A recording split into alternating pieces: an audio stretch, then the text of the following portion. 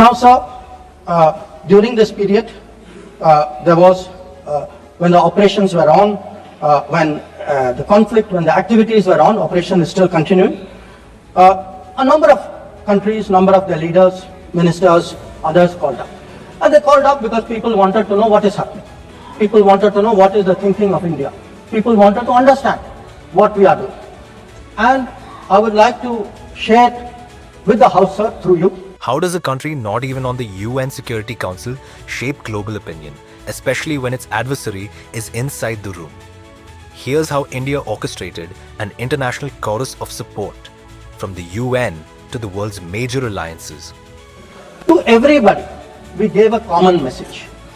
The common message was India is exercising its right to defend itself against terrorism.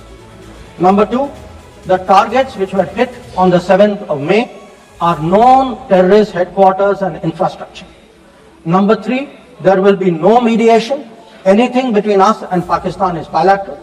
Number four, we will never bow down to nuclear blackmail.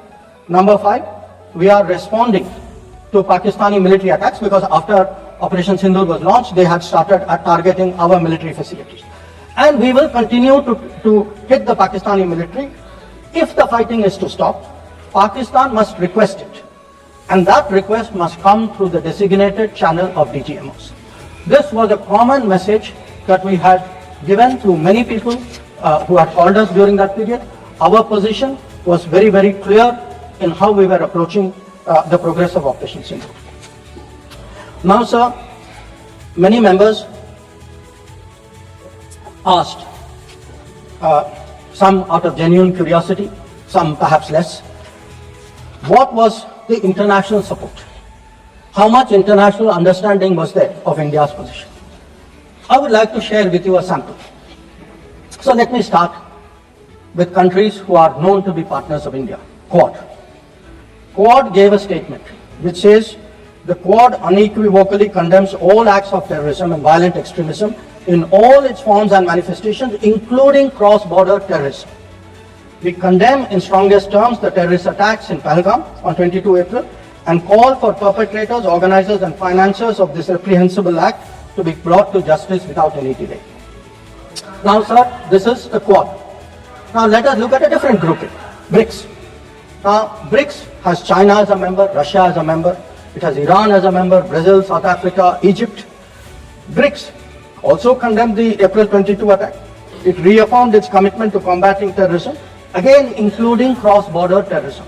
Now, I would like members of this House to understand, if India is attacked, if there is a terrorist attack on India, and a country says we condemn cross-border terrorism, I think it is obvious to everybody what that cross-border terrorism is. So, I then move on, sir, to the Central Asia.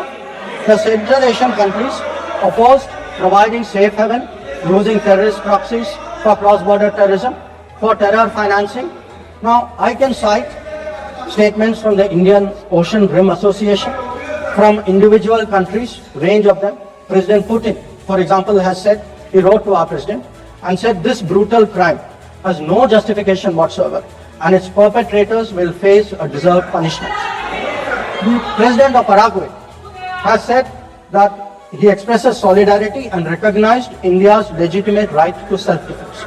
So the main point, the common thread, sir, which I would like to bring out is that number one, cross-border terrorism across the board has been recognized, all forms and manifestations, opposition to condemnation of Pahalgam terrorist attack, and the right of India to bring people to justice. Now, sir, in addition to that, I would particularly like to mention 2 or 3 other developments. One, the American designation of TRF. On the 17th of July, the Department of State designated TRF as a foreign terrorist organization and especially designated global terrorist. Now, this, sir, comes in the wake of the extradition of Tahawur Rana, who was involved in the 26/11 attack.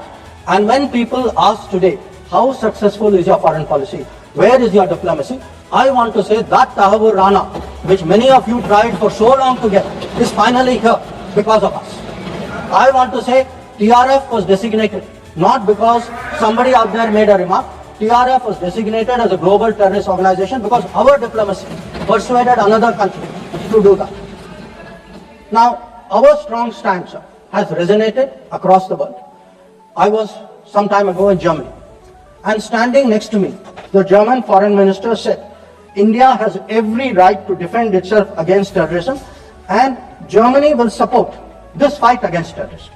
Similar position has been taken by France, similar position has been taken by the European Union. If this video helped you understand India's new foreign policy approach and the geopolitical realities we face, don't forget to like, share, and subscribe to our channel. Hit the bell icon for more insightful updates.